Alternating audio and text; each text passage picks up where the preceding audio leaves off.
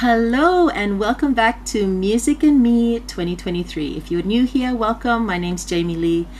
Today I'm super excited because I get to talk to you guys about my fondest memories. I mean, there's so many great memories that I have just throughout my career.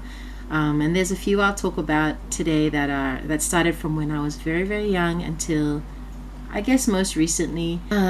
Today I'll be sharing with you, I guess there's some performance memories that I have, just me on stage and off stage. There's a few different times in my life where music has changed for me, whether I became a teacher or whether I was a student. If you know my music and there are specific times that you would like to hear about, please message in the comments, let me know, and I would love to respond to them after there's enough questions for me to respond to.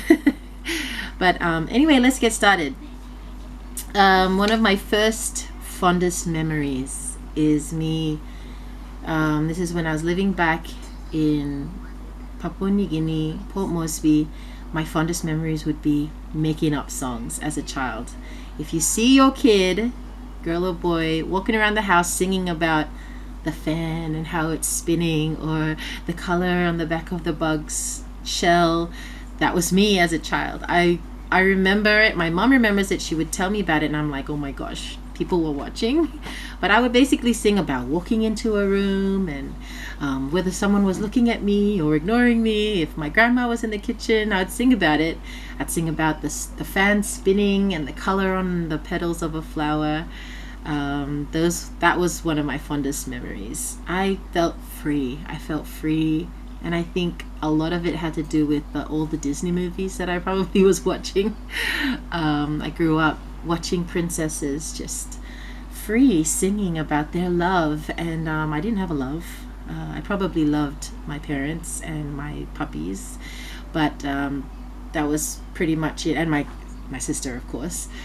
But I'm pretty sure the main focus and theme of my songs back then was just the things that were around the house.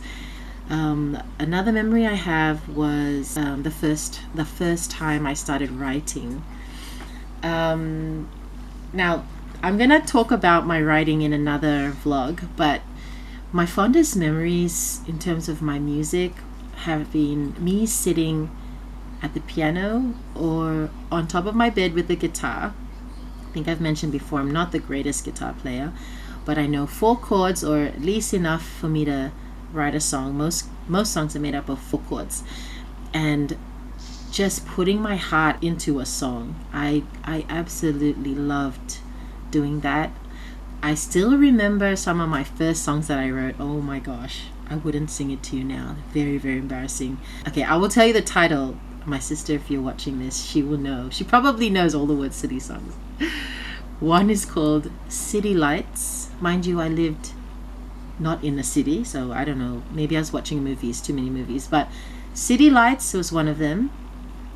And don't laugh, guys, Monster Blood, and that may have come from me watching a lot of Scooby-Doo and reading a lot of Goosebumps novels. But anyway, moving on from that, so that was one of my fondest memories. Another one would be, I wrote it here, oh my gosh, so this is skipping forward to my school days, middle school would say, like year 8 to 10, and it was me joining a jazz club. Oh my gosh, I never thought in my life I would do that, but at the school I was at, Mansfield State High School, my music teacher, he invited me to be part of the jazz band at school, and I guess I got immersed into the style of jazz for a short period of time, and you know what? I loved it. It is different from what I was inclined to, which would be more soul, R&B, pop, if you wish. Not really hip hop, but pop. But I got to sing at a jazz club in Brisbane, down by the Brisbane River. It was probably only one time, but my memory of it is very clear. I felt completely foreign in that place, but it was so welcoming, and it opened up my eyes and the knowledge that I have of music as a young person that shucks, this is a whole new world. This is a whole new world. People love jazz music, obviously, but at the time I didn't really realize. But a whole club dedicated to jazz. I think I was 14. I want to say 14, 15. I'm coming towards 16, and I absolutely loved the vibe. So that was a fond memory of mine. Another one I have would be my musical theater days.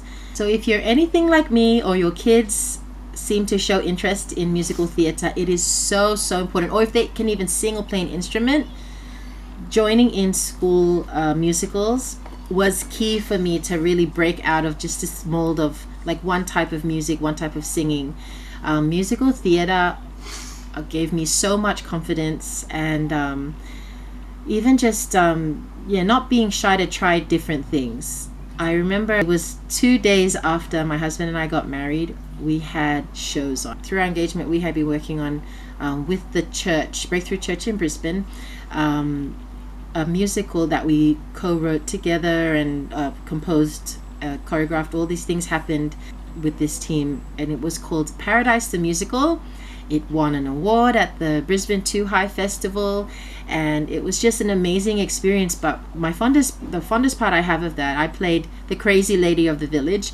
I was really sick. I had an ear infection, and my particular part was placed underneath the stage, and I had to sing with just like the traveling mic, Madonna mic, whatever you want to call it.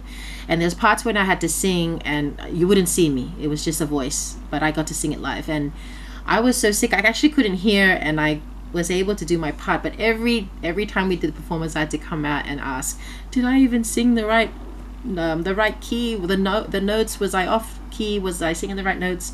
And sorry. And it was okay. Everything turned out fine, but that was a really big honor for me to be part of it. They did a really great job. They brought schools together and cultural groups to work together to put this musical in full force. So it was partially done in a theater and then out at Zilmere, which is another suburb in Brisbane, north side, I believe.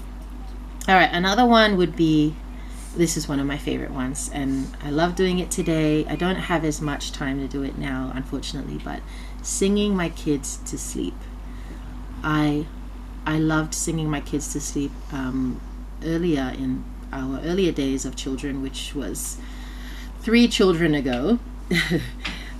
In the house that we were living at, we were able to sit out in the garden. This was my grandfather's house, my grandmother's house, I would say, sorry, my family house in Brisbane.